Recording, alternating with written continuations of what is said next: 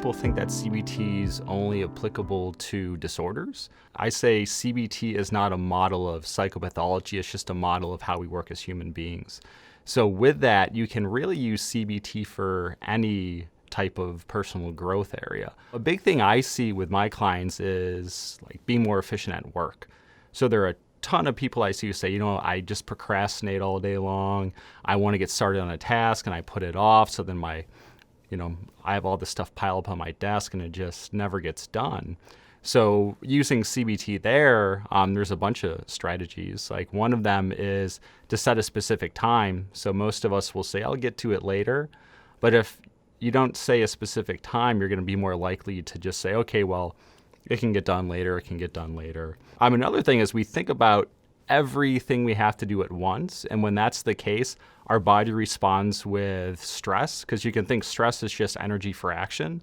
So when we think of all these tasks, our body responds like we have to get them all done now. So a way to get around that is just to break everything down into smaller pieces. So to think, okay, what's the first task you want to get done?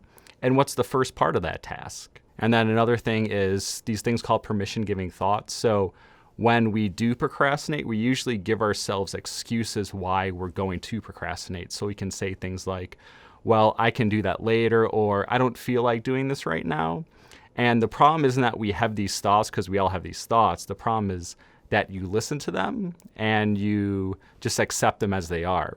So one thing I do to get past that is develop responses to the thoughts. So like for the thought, I don't feel like doing this, the response would be, even though I don't feel like doing this, this is something I need to get done now, or I cannot feel like doing this and do it anyways. And then another area of personal growth I tend to work with clients on is finding more meaning in their life.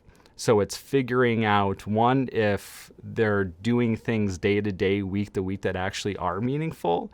And then a lot of times when we're involved in meaningful activities, we're really not fully present in those activities.